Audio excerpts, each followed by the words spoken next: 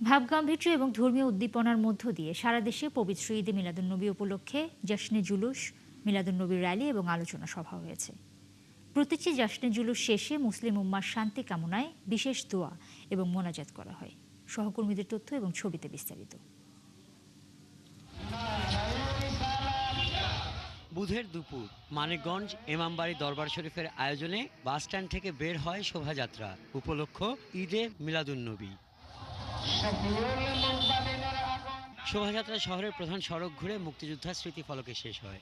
একই আমাদের কাজ একটাই, নবীর আহলে বায়াতের প্রেমে আল্লাহর নৈকট্যে পৌঁছানো।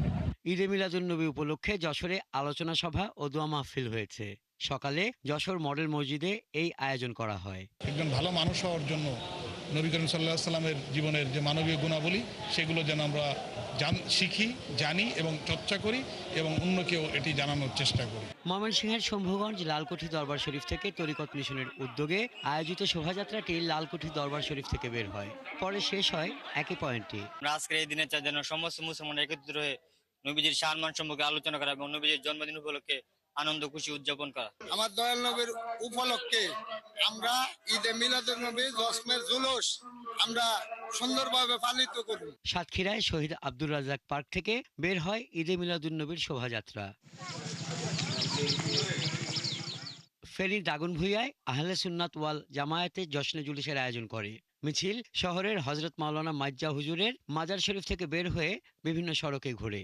মেহেরপুরের গাংনীতে দারুস সুন্নাত মোক্তারিয়া হাফিজিয়া মাদ্রাসা ও এতিমখানা বর্ণাঢ্য শোভাযাত্রা বের করে। ঝালকাঠিতে ঈদে মিলাদুন্নবী পালনে বের হয় বর্ণাঢ্য মুবারক র্যালি। এটি কুতুবনগর আলিয়া মাদ্রাসার প্রাঙ্গণ থেকে শুরু হয়ে বিভিন্ন সড়ক প্রদক্ষিণ করে।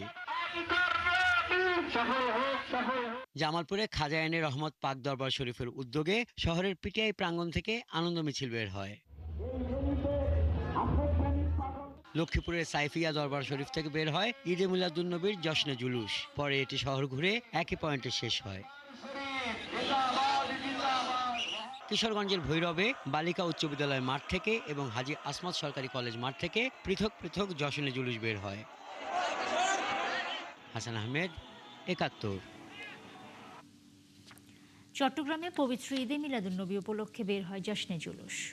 আঞ্জুমানে রাহমানিয়া আহমেদিয়া সুন্নিয়া ট্রাস্ট আয়োজিত জুলুসটি নগরীর মুরাদপুর আলমগীর খানকাহ শরীফ থেকে বের হয়।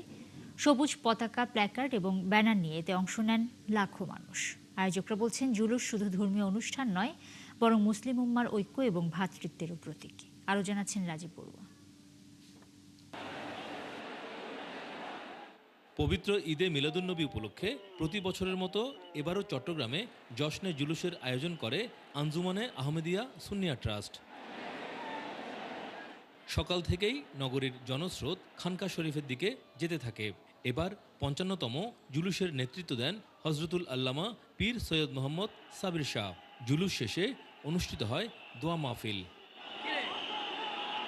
বিশ্বনবী হজরত মোহাম্মদ সাল্লাল্লাহু সাল্লামের জন্মদিনে বিশ্ব শান্তি কামনা করে হুজুর সাবির শাহ বলেন, বিশ্বে বেড়ে যাওয়া হানাহানি হিংসা বন্ধে প্রিয় নবীর বাণী ও জীবন দর্শন ধারণ করতে হবে। पहले तो अल्लाह का शुक्र बजा लाते हैं, फिर मुसलमानों को बेदार करने के लिए कि हर एक पूछेगा जुलूस क्यों निकल रहा है, किसका जुलूस है, तो बताया जाता है ये हुजूर करीम सल्लल्लाहु अलैहि वसल्लम का। फिर आपके हुजूर करीम सल्लल्लाहु अलैहि वसल्लम की जो तालीमात हैं वो बता दिए जाते हैं कि आपने आए तो आपके जरिए से ये इनकलाब आए। तो इस तरह से लोग जो नावाकिफ हैं वो इस तरफ उनकी तवज्जो होती है। এই আয়োজনের উদ্দেশ্য হচ্ছে রসুল পাক সাল্লাল্লাহু আলাইহি ওয়াসাল্লাম দুনিয়াতে আসছেন, যিনি সমগ্র সৃষ্টির মূল, তাকে সম্মান জানানোর জন্য ঈদে মিলাদুন্নবীর একটি অংশ করে নেওয়া হয়েছে এই জশ্নে জুলুসকে। শৃঙ্খলা রক্ষায় আইন শৃঙ্খলা বাহিনীর সদস্যদের পাশাপাশি Anjuman security force, Gausia committee Bangladesh সহ বিভিন্ন সামাজিক সংগঠনের কর্মীরা দায়িত্ব পালন করেন। দুই পাশের চেইন দিয়ে আমরা হুজুরকে এই আলমগীর খানকা শরীফ থেকে টাইগার পাস পর্যন্ত নিয়ে গিয়ে আবার আলমগীর খানকা শরীফ পর্যন্ত জুলুস মাঠে আমরা ফিরে আসব। মিলাদুন্নবীতে অসাম্প্রদায়িক বাংলাদেশ গড়ার শিক্ষার স্বপ্ন দেখেন জুলুসে আসা প্রিয় নবীর আশেকরা।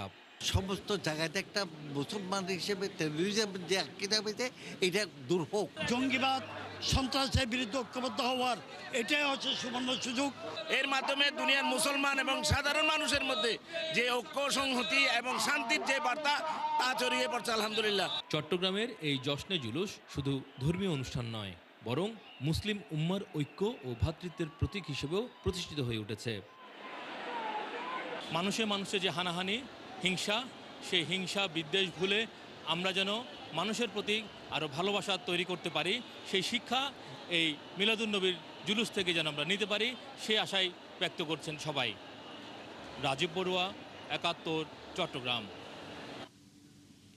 রংপুরের ৪ হত্যায় অভিযুক্ত সিদ্ধার্থ এবং মুগ্ধর বন্ধু সীমান্তের জবানবন্দি রেকর্ড করেছে পুলিশ। এ নিয়ে মেট্রোপলিটন পুলিশের উপকমিশনার জানান, তার বক্তব্যের সঙ্গে মিলে যাচ্ছে সিদ্ধার্থ এবং মুগ্ধর জবানবন্দি। আর ফরেনসিক বিশেষজ্ঞ জানান, ময়নাতদন্ত নিয়ে ডোমের দেয়া যেই তথ্য প্রচার হয়েছে সেই তথ্য নিশ্চিত করার সুযোগ নেই। এদিকে নিহত গণপতি চক্রবর্তীর প্রতিবেশীরা এখনও বলছেন, মাদক খাওয়া দেখে ফেলা নিয়ে হত্যার যে বয়ান পুলিশ দিয়ে যাচ্ছে তা বিশ্বাসযোগ্য নয়। শাহ বায়াজিদ আহমেদের প্রতিবেদনে বিস্তারিত। ঘটনার দিন বৃহস্পতিবার রাত 12টা থেকে শুক্রবার সকাল 11টা পর্যন্ত বাড়িতে ছিলেন না সিদ্ধার্থ ও মুগ্ধ। সিদ্ধার্থের বাবা মা অকপটে তার স্বীকারও করেছেন। বৃহস্পতিবারে ওই যে পাশের বাসায় ছিল সীমান্ত, ওর বন্ধু ওর সঙ্গে থাকে, হয়তো দেখা যায় মাসে বা 6 মাস পরে বা 2 মাস পরে ওর সঙ্গে থাকে। 12টার পরে সে বের হয়ে গেছে। 12টার পরেই, হ্যাঁ, সকালে উঠে আসে। মঙ্গলবার রাতে আদালতের সাক্ষী হিসেবে 164 ধারায় জবানবন্দি দেয় মুগ্ধ ও সিদ্ধার্থের বন্ধু সীমান্ত দাস। এ নিয়ে রংপুর মেট্রোপলিটন পুলিশের উপপুলিশ কমিশনার সনাতন চক্রবর্তী বলেন, সিদ্ধার্থের শরীরে আঁচড়ের চিহ্ন দেখে সীমান্ত তার কাছে মুগ্ধ ও সিদ্ধার্থের হত্যার কথা স্বীকারও করে। তবে ঘটনার প্রকৃত সত্যতা নিশ্চিত করতে এখনও পুলিশ কাজ করছে। সীমান্তের বাড়িতে মুগ্ধ এবং সিদ্ধার্থ আমাদের মামলার যে দুইজন মুখ্য প্রধান অভিযুক্ত, তারা দীর্ঘ সময় অবস্থান করেছে এবং রাত প্রায় 2:30-3টা পর্যন্ত ছিল। এটা আমাদের কাছে জবানবন্দিতে এবং বিজ্ঞ আদালতে জবানবন্দিতে তারা এই কথা বলেছে এবং এই বিষয়টা ভেরিফাই করার জন্য আমরা মূলত তাকে আদালতে পাঠাই। তাতে আদালতে সে যেটা তার দুই বন্ধু যেটা বলেছিল সেই অনুসারেই সে একইভাবে কথা বলেছে। এই হত্যা নিয়ে ময়নাতদন্তে কাজ করা ডোমের ওই বক্তব্য নিয়ে ফরেনসিক বিশেষজ্ঞ ডাক্তার বাবলু কিশোর জানান, ধর্ষণের কোনো আলামত পাওয়া যায়নি। আমরা আসলে কোনো সেক্সুয়াল অ্যাসল্টের সাইন আমরা পাইনি, এমনকি ল্যাব টেস্টে আমরা যে স্যাম্পেলগুলি পাঠিয়েছিলাম সেগুলিতেও তেমন কোনো এভিডেন্স পাওয়া যায়নি। এদিকে রংপুরের মানুষ ও নিহত গণপতি চক্রবর্তীর প্রতিবেশীরা এখনও বলছেন এই হত্যার উদ্দেশ্য ছিল ভিন্ন। শুধু 2 জনের পক্ষে 4 জনকে হত্যা করা মোটেও স্বাভাবিক নয়। এই যে শুধুমাত্র ইয়াবা সেবনের কারণে 2 জন ছেলে 4 জন মানুষকে হত্যা করলো, এইটা তো মানুষ মেনে নিতে পারছে না। এর বাইরে আরও কেউ আছে কিনা বা ইন্ধনদাতা কে আছে, এই বিষয়গুলো যাতে পুঙ্খানুপুঙ্খানুভাবে উঠে আসে পুলিশের তদন্তে। প্রশাসনের ভূমিকা নিয়ে আসলে সন্দেহ তৈরি হয়েছে। প্রশাসন এক এক সময় এক এক কথা বলছে, যেখানে ময়নাতদন্তের ডোম এক কথা বলছে, অভিজ্ঞ ডাক্তার এক কথা বলছে, এতে জনগণের মধ্যে একটা বিভ্রান্ত সৃষ্টি হচ্ছে। তারা আরও জানান, মাদক সেবন দেখে ফেলা নিয়ে এই হত্যার যে বয়ান পুলিশ দিয়ে যাচ্ছে তা এখনও বিশ্বাসযোগ্য মনে হচ্ছে না। শাহ বায়াজিদ আহমেদ, ৭১, রংপুর। নেত্রকোনার মদনে আলোচিত 12 বছর বয়সী শিশু ধর্ষণের ডিএনএ টেস্টে অভিযুক্ত সেই মাদ্রাসার শিক্ষকই দোষী প্রমাণ হয়েছে। গত 2 জুলাই মেয়েটি সন্তান জন্মের পর নমুনা পাঠানো হয়েছিল ডিএনএ টেস্টে। এদিকে রাষ্ট্রপক্ষের আইনজীবী জানিয়েছেন, এই বৈজ্ঞানিক প্রমাণ পাওয়ার পর মামলাটি বিচার শুরুর জন্য পুরোপুরি প্রস্তুত। দ্রুতই আদালতে দেয়া হচ্ছে চূড়ান্ত অভিযোগপত্র। মির্জা হৃদয় সাগরের তথ্য এবং ছবিতে প্রতিবেদন। নেত্রকোনার মদন উপজেলার কাইটাইল ইউনিয়নের 5 বড়বাড়ি গ্রামের একটি মহিলা কওমি মাদ্রাসার অধ্যক্ষ আমানুল্লাহ সাগর। অভিযোগ ওঠে, তার নির্যাতনে 12 বছর বয়সী এক শিশু সন্তান সম্ভব হয়। গত 2রা জুলাই জন্ম দেয় একটি কন্যা শিশুর। পরে আদালতের নির্দেশে নবজাতকের ডিএনএ নমুনা সংগ্রহ করে সিআইডি। নমুনা পরীক্ষার চূড়ান্ত প্রতিবেদনে নবজাতকের সঙ্গে আসামি আমানুল্লাহ সাগরের ডিএনএ মিলে যায়।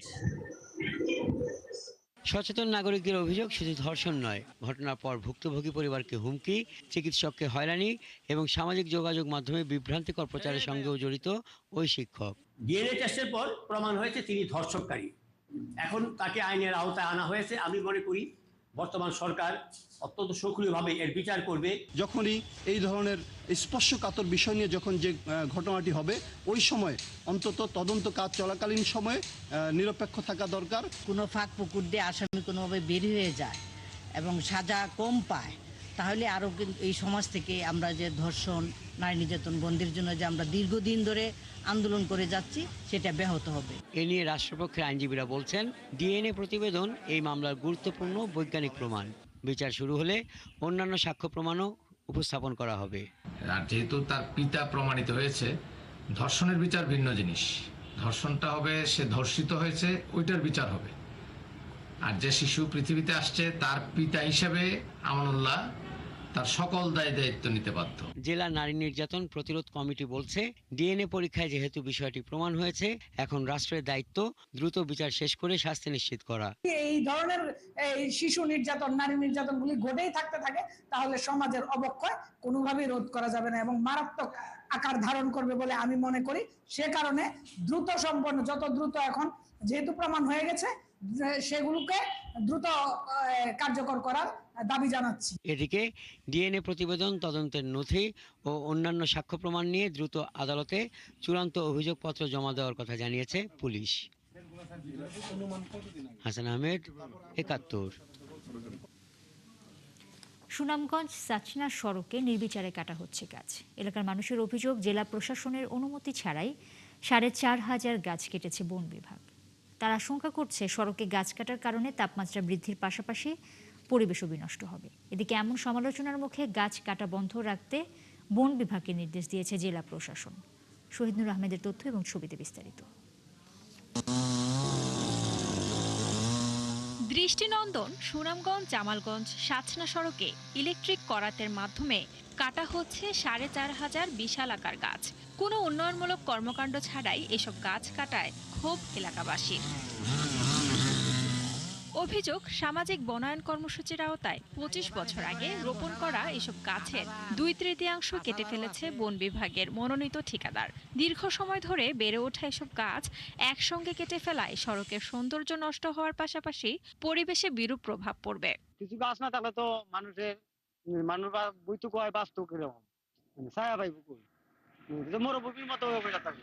গাছের নিচে যাওয়ার সময় আমরা অনেক আরাম লাগে, আমরা ছায়া তুলে দিয়ে যাই। আমরা যদি গাছ যদি খাটা হয়, তাহলে আমরা শরীরে অনেক রোদ লাগবে, আমরা যাইতে শান্তিপূর্ণভাবে যাইতে পারতাম না।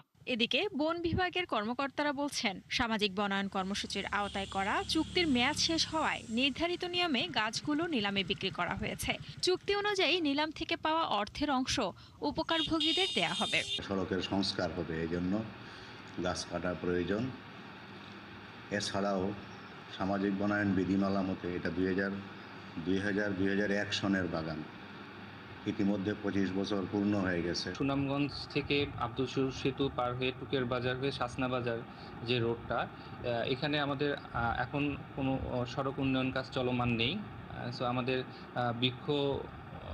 গাছ কাটার সাথে আমাদের কোনো সম্পৃক্ততাও নেই। গাছ কাটার খবরে সরব সুনামগঞ্জের পরিবেশ কর্মী ও সাধারণ জনগণ। সামাজিক যোগাযোগ মাধ্যমে প্রতিক্রিয়া জানানোর পাশাপাশি করছেন মানববন্ধন। যেখানে সরকার ২৫ কোটি গাছ লাগানোর উদ্যোগ নিয়েছে, সেখানে এই সড়কে ৪,৫০০ গাছ কোনো কারণ ছাড়াই তারা কাটার উদ্যোগ নিয়েছেন। আমরা মনে করি প্রশাসন, সরকার অবিলম্বে এখানে হস্তক্ষেপ করবেন। এদিকে সমালোচনার মুখে সড়কে গাছ কাটা স্থগিত রেখে তদন্তের জন্য নির্দেশনা দিয়েছেন জেলা প্রশাসক। গাছ বন্ধ থাকবে, তবে পাশাপাশি বিষয়টা কেন তারা সেখানে গাছ কাটতে গিয়েছিল সেই জন্য আমরা একটি তদন্ত কমিটি ফর্ম করার জন্য আমি নির্দেশনা দিয়েছি এবং সেটি শীঘ্রই তদন্ত কমিটি গঠিত হবে এবং তারা খুব দ্রুত তার একটা রিপোর্ট আমাদের জেলা প্রশাসনকে দিবে। সামাজিক বনায়ন কর্মসূচির আওতায় বন বিভাগ ও স্থানীয় উপকারভোগীদের যৌথ মালিকানায় ২০০১ সালে সাচনা সুনামগঞ্জ সড়কে গাছ লাগানো হয়েছিল। শান্তা ইসলাম, ৭১।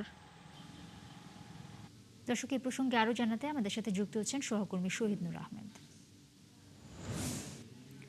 শহীদ নূর, সমালোচনার মুখে বন বিভাগকে এমন কর্মকাণ্ড থেকে বিরত দেওয়ার জন্য জানিয়েছে জেলা প্রশাসন। আর কি পদক্ষেপ গ্রহণ করা হয়েছে এবং বন বিভাগ আসলে এ বিষয়ে কি তথ্য দিয়েছে? ধন্যবাদ আপনাকে। দেখুন, আমরা সকালের সংবাদেও যেমনটা জানাচ্ছিলাম যে আমি এই যে আমার ঠিক পেছনে যে সড়ক, সেটি হচ্ছে জামালগঞ্জ সাসনা সড়ক, এবং দেখতে পাচ্ছেন আপনি ঠিক এই সড়কের দুপাশে সারি সারি গাছ, বিশাল আকার গাছ রয়েছে, এবং এই গাছগুলো আসলে ছায়া দিচ্ছে এবং পরিবেশের ভারসাম্য রক্ষা করার ক্ষেত্রে আসলে সহায়ক ভূমিকা পালন করছে। কিন্তু এই সড়কের সকালে আমরা দেখানোর চেষ্টা করেছিলাম প্রায় 2/3 অঞ্চলের আসলে গাছ কিন্তু ইতিমধ্যে কর্তন হয়ে গেছে, এবং বাকি যে গাছগুলো কর্তনের মুখোমুখিতেই আসলে সমালোচনার মুখে প্রশাসনের নির্দেশনায় স্থগিত রাখা হয়েছে। জেলা প্রশাসনের পক্ষ থেকে বলা হচ্ছে যে তারা তদন্ত করবেন আসলে কেন জেলা কমিটির এই এই অনুমতি না নিয়ে আসলে গাছগুলো কাটা হলো, এবং এই ক্ষেত্রে বন বিভাগের কাছে জবাব চাওয়া হয়েছে যে আসলে তারা যাতে সুনির্দিষ্ট সময়ের মধ্যে এই জবাবটা দেয়। আমরা যতদূর বন বিভাগ এবং সড়ক ও জনপথ বিভাগের কাছ থেকে জানতে পেরেছি, তারা আসলে পক্ষ বিপক্ষে অবস্থান। কথা বলতে গেলে সড়ক ও জনপথ বিভাগ বলছে তাদের এখানে কোনো ধরনের উন্নয়ন কাজ চলমান নেই, তারপরও কেন কাটা হচ্ছে সেই উত্তর তাদের কাছে যেমন নেই।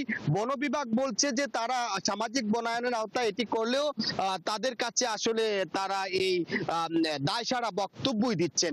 সাধারণ বাসিন্দা থেকে শুরু করে পরিবেশ কর্মীরা বলছেন যে এই ক্ষেত্রে অবশ্যই একটি সমন্বয় হওয়ার কথা ছিল, স্থানীয়দের থেকে শুরু করে তাদের পরিকল্পনা, তাদের কথা নিয়েই মূলত গাছটা কাটা। পরবর্তীতে এখানে কিভাবে আসলে গাছ রোপণ করা হবে সেই ক্ষেত্রে একটি সুনির্দিষ্ট রোডম্যাপ থাকার দরকার ছিল। এক্ষেত্রে কোনোটাই মানা হয়নি, এবং শুধু এই সড়ক না, সুনামগঞ্জের আরো সড়কে আসলে এভাবেই নির্বিচারে গাছ কাটা হচ্ছে। যদি গাছ কাটা না বন্ধ করা হয় তাহলে পরিবেশবাদীরা আন্দোলনে নামবেন, এমনটাই হুঁশিয়ারি জানিয়েছেন। তো এই ছিল সুনামগঞ্জের সাসনা সড়কে গাছ কাটা সর্বশেষ। শহীদ নূর, ধন্যবাদ আপনাকে। দর্শক, সুনামগঞ্জ থেকে সড়কে গাছ কাটা প্রসঙ্গে বিস্তারিত জানাচ্ছিলেন সহকর্মী শহীদ নূর আহমেদ। সিন্ডিকেট করে সারের কৃত্রিম সংকট তৈরি করলে ডিলারদের লাইসেন্স বাতিল করা হবে বলে জানিয়েছেন দুর্যোগ ব্যবস্থাপনা ও ত্রাণ মন্ত্রী আসাদুল হাবিব দুলু। বুধবার দুপুরে লালমনিরহাট সদর হাসপাতালে মাসিক সভায় তিনি কথা বলেন। মন্ত্রী বলেন, সরকার শিক্ষা এবং স্বাস্থ্য খাতে অগ্রাধিকার ভিত্তিতে বেশি বরাদ্দ দিয়েছে। সরকারি হাসপাতালে রোগী হয়রানি অভিযোগ পেলে দ্রুত ব্যবস্থা নেওয়া হবে। দেশে সার সংকট নেই, তাই কৃষকের কাছে সার সরবরাহে আরও ডিলার বৃদ্ধি করা হবে বলে জানিয়েছেন মন্ত্রী। যে সরকার সরবরাহ করে প্রচুর পরিমাণ আমরা ভর্তুকি দিয়ে থাকি, কিন্তু যেটা আলোচনায় আসছে কিছু কিছু জায়গায় যে সারের ঘাটতি রয়েছে, বাংলাদেশে কোনো সারের ঘাটতি নেই। আমরা চেষ্টা করতেছি যাতে ডিলারের সংখ্যা বাড়ানো যায়, প্রতি ইউনিয়নে আরেকজনকে বাড়ানো হবে, খুচরা বিক্রেতার সংখ্যা আমরা বাড়িয়ে দিচ্ছি। ভয় দেখিয়ে জিয়ার সৈনিক এবং দেশের মানুষকে দাবিয়ে রাখা যাবে না বলে জানিয়েছেন সমাজ কল্যাণ মন্ত্রী ডক্টর এজেডএম জাহিদ হোসেন। বুধবার হিলির বোয়ালদার স্কুল মাঠে এক মতবিনিময় সভায় তিনি কথা বলেন। ডক্টর জাহিদ বলেন, আমাদের সন্ত্রাস, চাঁদাবাজি, দুর্নীতি, বিশৃঙ্খলা সৃষ্টিকারীদের বিরুদ্ধে ঐক্যবদ্ধ প্রতিরোধ করে তুলতে হবে। পরে প্রধানমন্ত্রী তারেক রহমানের হাত ধরে আগামী বাংলাদেশ গড়ে তোলার জন্য সবাইকে এক থাকার আহ্বান জানান তিনি।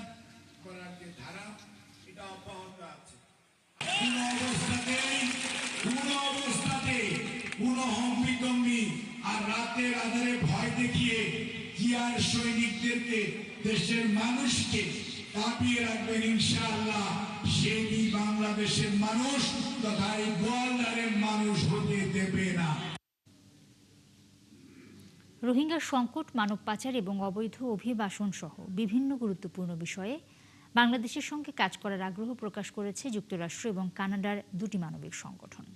বুধবার সিলেট হিউম্যান কনসার্ন ইন্টারন্যাশনাল এবং হিউম্যান কনসার্ন ইউএস এর প্রতিনিধি দলের সাথে সাক্ষাতের পরে কথা বলেন প্রবাসী কল্যাণমন্ত্রী আরিফুল হক চৌধুরী। মন্ত্রী বলেন, যুক্তরাজ্য, কানাডা এবং আমেরিকা থেকে আসা হিউম্যান কনসার্ন ইন্টারন্যাশনালের কর্মকর্তারা আমাদের সাথে কাজ করবেন। এখানে রোহিঙ্গা ইস্যু, অবৈধ অভিবাসন সহ অনেক বিষয়ে কাজ করার সুযোগ রয়েছে। এই সংগঠনটি বিশ্বের ৫৫টি দেশে সুবিধাবঞ্চিত মানুষের কল্যাণে কাজ করে।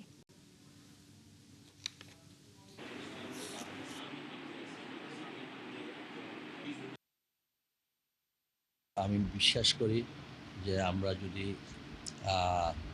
সিনসিয়ারলি এটা করি তা আমাদের রোহিঙ্গা ইস্যু প্লাস আমাদের অবৈধ অভিবাসন ইত্যাদি আমাদের অনেকগুলো কাজ করার একটা স্কোপ আছে।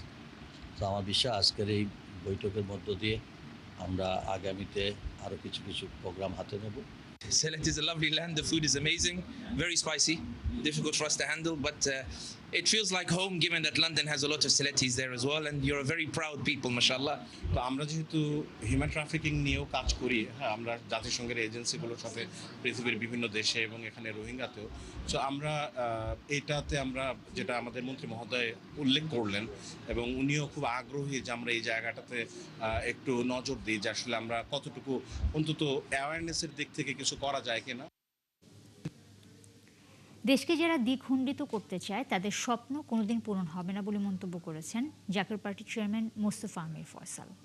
বুধবার দুপুরে ফরিদপুরের 22 রশিতে জাকের পার্টির 37তম প্রতিষ্ঠা বার্ষিকীতে তিনি কথা বলেন। আমির ফয়সাল আরও বলেন, দেশের মানুষ 52, 71 ও 24-এ রক্ত দিয়েছে।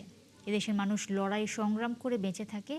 এখন দেশকে বিভক্ত করতে আন্তর্জাতিক এবং আঞ্চলিক পর্যায়ে ষড়যন্ত্র চলছে। তাই ষড়যন্ত্র রুখে দিতে দেশের জনগণকে দলমত নির্বিশেষে ঐক্যবদ্ধ থাকার আহ্বান জানান তিনি।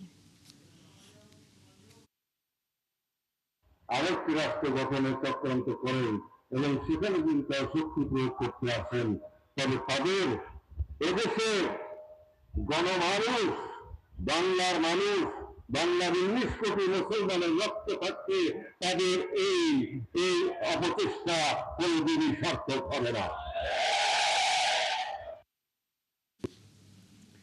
অর্থমন্ত্রী নতুন করে উন্মুক্ত খনি চালুর এই ইঙ্গিত 2006 সালের চুক্তির বরখেলাপ এবং উত্তরবঙ্গের কৃষি, পরিবেশ এবং জনজীবনের জন্য মারাত্মক হুমকি বলে মন্তব্য করেছেন অধ্যাপক আনু মোহাম্মদ। 26 আগস্ট ফুলবাড়ী ট্র্যাজেডি দিবস উপলক্ষে বুধবার সকাল 10টায় তেল, গ্যাস, বিদ্যুৎ বন্দর, খনিজ সম্পদ রক্ষা জাতীয় কমিটির ব্যানারে অধ্যাপক আনু মোহাম্মদের নেতৃত্বে শোক র্যালি বের হয়। র্যালিটি শহর প্রদক্ষিণ করে শহীদ আসাদ স্মৃতিস্তম্ভে যেয়ে শেষ হয়। এ সময় অধ্যাপক আনু মোহাম্মদ বলেন, ফুলবাড়ী কয়লা খনি নিয়ে অর্থমন্ত্রীর বক্তব্য একটি বিশ্বাসঘাতকতা এবং দায়িত্বহীন মন্তব্য। অন্যদিকে ফুলবাড়ী কয়লা খনি নিয়ে অর্থমন্ত্রীর বক্তব্য প্রত্যাহারের দাবি জানান খনি বিরোধী আন্দোলনের অন্যতম নেতা এবং সাবেক মেয়র মর্তুজা সরকার। অর্থমন্ত্রী যে বক্তব্য দিয়েছেন এটা হচ্ছে একটা বিশ্বাস গণঅভ্যুত্থান হয়েছিল এবং সেই গণঅভ্যুত্থানের পরে জনগণের দাবির ন্যায্যতা মেনে তৎকালীন প্রধানমন্ত্রী খালেদা জিয়া সরকার চুক্তি করেছিলেন আন্দোলনকারীদের সাথে। জনগণের সাথে এই চুক্তি, এটার ঐতিহাসিক মূল্য হচ্ছে অসীম। আমাদের এক দফা এক দাবি, আমরা ফুলবাড়িতে কয়লা খনি দিব না, জীবন দিয়ে হলেও ফুলবাড়িকে রক্ষা করব। লালমনিরহাট সীমান্তে বাংলাদেশের সীমানার মধ্যে বিএসএফের ফেলে যাওয়া অস্ত্র ফেরত দিয়েছে বিজিবি। মঙ্গলবার রাতে বিজিবি বিএসএফের মধ্যে পতাকা বৈঠকের পর সেগুলো ফেরত দেওয়া হয়। এলাকাবাসী জানায়, মঙ্গলবার লালমনিরহাটের বনচৌকি সীমান্তবর্তী গ্রামে কৃষিকাজ করছিল গ্রামবাসী। এ সময় ভারতে অনুপ্রবেশের অভিযোগ তুলে এক বাংলাদেশি যুবককে মারধর করে নিয়ে যাওয়ার চেষ্টা করে বিএসএফ। এ সময় লোকজন প্রতিরোধ করলে দুটি শটগান এবং একটি ওয়াকি টকি ফেলে পালায় বিএসএফের সদস্যরা। পরে সেগুলো বিজিবি ক্যাম্পে জমা দেওয়া হয়। এই ঘটনায় মঙ্গলবার রাতে ওই সীমান্তে বিজিবি বিএসএফ পতাকা বৈঠক হয়েছে।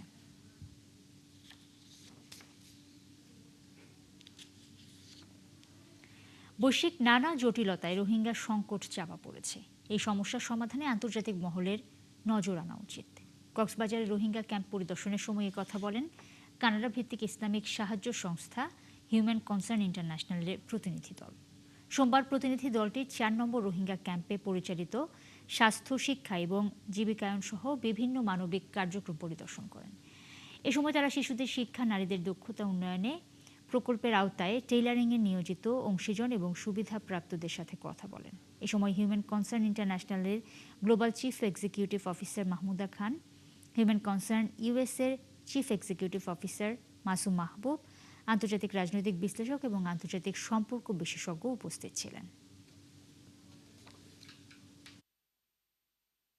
এই যে এই মানুষগুলো এখনো আছে, আন্তর্জাতিক সহায়তা কমে যাচ্ছে, এখন তাহলে আপনার আসলে আমরা বাংলাদেশ সরকার কি করবে? বাংলাদেশ সরকারের উপরে চাপ সৃষ্টি হচ্ছে। The reason why I mentioned the idea of a political roadmap is because Rohingya issue নিয়ে একটি বৈশ্বিক রাজনীতি চলছে, যে কারণে জাতিসংঘ পরিকল্পনা করছে রোহিঙ্গাদের নাগরিকত্ব দিতে বাংলাদেশের উপর চাপ প্রয়োগ করতে। অন্যদিকে মিয়ানমার যে বলার চেষ্টা করছে রোহিঙ্গারা মিয়ানমারের বাসিন্দা নয়, সেই প্রোপাগান্ডাকে প্রতিষ্ঠিত করার চেষ্টা করছে। Ultimately কে এখন রেসপন্সিবল? আমাদের government. NGO will come and go, foreign policies ফোরামে will come and go, but যদি গভর্নমেন্ট এই ইস্যুটা বাঁচায় না রাখে, কন্টিনিউ পুশ না করতে থাকে, অন্য মায়ানমারও কিছু করবে না, ইন্টারন্যাশনাল ফোরামেও কিছু হবে না আনটিল আমাদের গভর্নমেন্ট লিড না নেয়। ফরিদপুরের বাখুন্ডায় আকিকা অনুষ্ঠানে দাওয়াতের খাবার খেয়ে অসুস্থ হওয়ার পর ৮ শিশুকে ফরিদপুর মেডিকেল কলেজ হাসপাতালে ভর্তি করা হয়েছে। স্বজনরা জানায় মঙ্গলবার দুপুরে চর ধামবদিয়া ইউনিয়নের খলিল মণ্ডল হাট এলাকায় মোল্লা হোটেল অ্যান্ড মিষ্টান্ন ভাণ্ডার থেকে আনা মিষ্টি আকিকা অনুষ্ঠানে দেয়া হয়। সেই মিষ্টি খাওয়ার পরই শিশুদের পেট ব্যথা এবং বমি শুরু হয়। পরে অবস্থার অবনতি হলে রাতে ৮ শিশুকে ভর্তি করা হয় হাসপাতালে।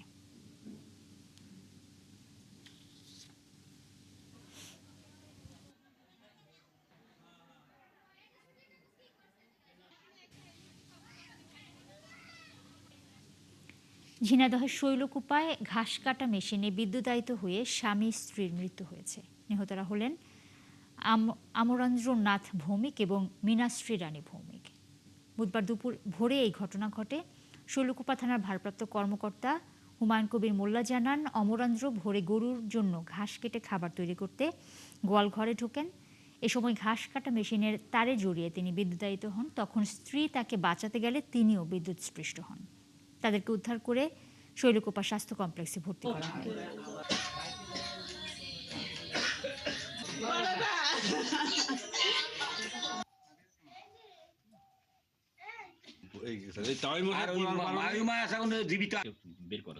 বের করছে এই বাড়ির লোকজন মারি দেওয়ার পরে।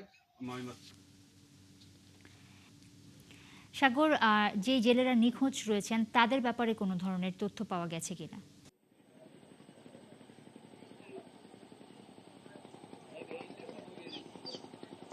নুসরাত, আপনি যেমনটি বলছিলেন যে আসলে গত ২১ তারিখে পাথরঘাটা থেকে যে আরশাব কোম্পানির এবি বরকত নামে যে ট্রলারটি সমুদ্রে মাছ শিকারে যায় এবং মাছ শিকারে যাওয়ার পর কিন্তু গত ২৪ তারিখে সমুদ্রে তারা বৈরী আবহাওয়ার কবলে পড়ে কিন্তু ট্রলারটি ১৩ জন জেলে সহ কিন্তু ডুবে যায় এবং তাৎক্ষণিক কিন্তু পার্শ্ববর্তী যে অন্যান্য জেলেদের যে ট্রলার ছিল সে ট্রলারে ৮ জনকে উদ্ধার করা হলেও কিন্তু ৫ জনকে উদ্ধার করা সম্ভব হয়নি। সেখানে কিন্তু আমরা দেখেছি পরবর্তীতে ট্রলার মালিক সমিতির পক্ষ থেকে দুটি ট্রলার সেই সমুদ্রে কুয়াকাটা থেকে দক্ষিণ পূর্বে ৫০ কিলোমিটার দূরে সেখানে দুটি ট্রলার উদ্ধার অভিযানে গতকালকে তারা গিয়েছেন এবং গতকালকে যাওয়ার পরে কিন্তু গতকাল ঠিক দুপুর ৩টার দিকে সাইফুল নামের একজন জেলের মরদেহ উদ্ধার করেছেন তারা এবং আজকে কিন্তু পাথরঘাটার যে গহরপুর এলাকা রয়েছে সেখানে তাকে নিয়ে আসা হয় এবং দাপন করা হয়। কিন্তু অন্যান্য যে ৪ জন জেলে রয়েছেন তাদের কিন্তু এখন পর্যন্ত কোনো সন্ধান পাওয়া যায়নি। তারা আসলে জীবিত রয়েছেন না তারা মারা গিয়েছেন এখন পর্যন্ত এরকম কিন্তু তথ্য পাওয়া যায়নি। আমি কিছুক্ষণ আগেও যে বাংলাদেশ ট্রলার মালিক সমিতির যে সভাপতি মোস্তফা চৌধুরী তার সাথে যোগাযোগ করেছি। তিনি আমাদেরকে যে জানিয়েছেন যে তাদের পক্ষ থেকে এখনো উদ্ধার অভিযান চলমান রয়েছে। এই যে সাইকুলের যে মরদেহ সেই মরদেহ কিন্তু সকিনা তালতলির সকিনায় অন্য একটি ট্রলারে তারা দিয়ে আবারও উদ্ধার অভিযানের জন্য গভীর সমুদ্রে তারা চলে গিয়েছে এবং একটি অভিযোগ যেটা করেছে ট্রলার মালিক সমিতি যে আসলে প্রশাসনের পক্ষ থেকে এখন পর্যন্ত নৌবাহিনী বা কোস্টগার্ড কারো পক্ষ থেকে এই উদ্ধার অভিযানের জন্য কোনো সহায়তার জন্য পাঠানো হয়নি, কোনো ডুবুরি দল পাঠানো হয়নি। শুধুমাত্র ট্রলার মালিক সমিতির পক্ষ থেকেই তারা যে উদ্ধার অভিযান সেটি তারা চলমান রেখেছে এবং তারা জানিয়েছে যে আসলে সমুদ্রের অবস্থা খুবই খারাপ, সমুদ্র উত্তল রয়েছে। এই উত্তল অবস্থায় থাকতে তাদের যে উদ্ধার অভিযান সেটি কিন্তু ব্যাহত হচ্ছে এবং ট্রলার মালিক সমিতি আমাদেরকে আরো জানিয়েছে যে আসলে তারা আশা করেন এখন পর্যন্ত বাকি ৪ জন জেলে জীবিত রয়েছেন বলে তারা আশা করেন। যদি জীবিত নাও থাকেন সেক্ষেত্রে তাদের মরদেহ উদ্ধার পর্যন্ত তাদের এই অভিযান কিন্তু তাদের অব্যাহত থাকবে। তো নুসরাত, আমার কাছে এই ছিল সবশেষ। অনেক ধন্যবাদ সাগর আপনাকে। দর্শক, বরগুনা উপকূল থেকে নিখোঁজ জেলেদের বিষয়ে বিস্তারিত জানাচ্ছিলেন সহকর্মী সাগর আকুন। জয়পুরহাটে এখন আমন এবং সবজি চাষের ভরা মৌসুম। মাঠে বাড়ছে সারের চাহিদা, কিন্তু কৃষকদের অভিযোগ চাহিদা অনুযায়ী সার পাচ্ছেন না তারা। তারা বলছেন ইউরিয়া সার কিছুটা পাওয়া গেলেও অন্যান্য সারের সংকট রয়েছে, যাও মিলছে সেগুলোও বিক্রি হচ্ছে 500 টাকা পর্যন্ত বেশিতে। এই অবস্থায় ব্যবসায়ীরা বলছেন সরকারি বরাদ্দ কমায় সংকট তৈরি হয়েছে। তবে কৃষি বিভাগ বলছে বাজারে কোনো সংকট নেই। মোয়াজ্জেম হোসেনের তথ্য এবং ছবিতে প্রতিবেদন। জয়পুরহাট জেলা জুড়ে এখন আমন ধান ও সবজি চাষে ধুম পড়েছে। তবে চাষাবাদ করতে সার না পাওয়ায় দুশ্চিন্তায় পড়েছেন কৃষকরা। তারা বলছেন গত বছরের চেয়ে চলতি অর্থ বছরে 4 ধরনের সারের মোট চাহিদা রয়েছে ৯,৭৪১ মেট্রিক টন, কিন্তু চাহিদার তুলনায় আগস্টে উত্তোলন হয়েছে ৫,২১৬ মেট্রিক টন। এতে চাষাবাদ নিয়ে বিপাকে তারা বলছেন সময় মতো সার দিতে না পারলে ফলন কমে যাবে। ফসফেট আর পটাশ এইগুলো তো বাজারে পাচ্ছি না, যা করছে না লাইন ধরে দেওয়া হয়েছে, এখন পরে আসেন পরে আর তো সার নেই, আর দেওয়া যাবে না। সার নেয় এবং আমার জিমি সার দেওয়া বেগর আমার জিমি এখন পড়ে আছে বর্তমান। সারের দাম 50 টাকা, সেখানে 1800 টাকা নিচ্ছে, তারপরেও সার দিচ্ছে না। পটাশের দাম 1050 টাকা, সেখানে নিচ্ছে 1200 টাকা, তাও সার দিচ্ছে না। ড্যাপের দাম 1050, নিচ্ছে 1550, তারপরেও সার পাচ্ছি না। খুচরা সার ডিলাররা জানান কৃষকের চাহিদার তুলনায় দিন দিন সরকারি বরাদ্দ কমছে। এই সুযোগে কিছু অসাধু ব্যবসায়ী সরকারি দামের চেয়ে বেশি দামে সার বিক্রি করছেন। কারা এই সিন্ডিকেট করতেছে, সিন্ডিকেটের যারা করতেছে তাদেরকে অত্যন্ত মানে আইনের আওতায় আনার জন্য আমরা যত যে আহ্বান জানাবো। এদিকে ডিলারদের কেউ কেউ বলছেন চাহিদার তুলনায় সরকারি বরাদ্দ কমে যাওয়ায় বাজারে অস্থিরতা তৈরি হয়েছে। চাহিদা অনুযায়ী সার যদি সরবরাহ করা হয় এই সমস্যা থাকবে না। সরকার নির্ধারিত রেটে আমরা আমাদের সার আমরা বিক্রি করছি এবং কৃষক পর্যায়ে বিক্রি করতেছি। আমরা কোনো পাইকারিও বিক্রি করি না, বাইরেও কোনো বিক্রি করি না। অবশ্য কৃষি সম্প্রসারণ অধিদপ্তরের উপপরিচালক বলছেন সরকারি মূল্যের চেয়ে বেশি দামে সার বিক্রির অভিযোগ পেলেই ব্যবস্থা নেওয়া হবে। যে কেউ যদি সরকারি মূল্যের চেয়ে 1 টাকা বেশি নেয়, আমরা তাদের বিরুদ্ধে কঠোর ব্যবস্থা গ্রহণ করবো। এই ব্যাপারে আমাদের সচিব সুনির্দিষ্ট দিক নির্দেশনা রয়েছে। আমরা কোনো ছাড় দেবো না, প্রয়োজন ক্ষেত্রে তাদের লাইসেন্স হিল আপ করা সহ তাদের বিরুদ্ধে অন্যান্য ব্যবস্থা গ্রহণ করার জন্য, আইনগত ব্যবস্থা গ্রহণ করার জন্য আমরা সচেষ্ট হব। সারের সংকট কাটাতে কঠোর ব্যবস্থা নেওয়ার আবেদন জানিয়েছেন জয়পুরহাটের কৃষকরা। শাকিলা সিথি, ৭১। দর্শক, চলছে দেশ চোখ সরাসরি সংবাদ অনুষ্ঠান দেখতে চোখ রাখুন ৭১-এর ফেসবুক পেজে এবং সাবস্ক্রাইব করুন ৭১-এর ইউটিউব চ্যানেলে। সাথে থাকুন।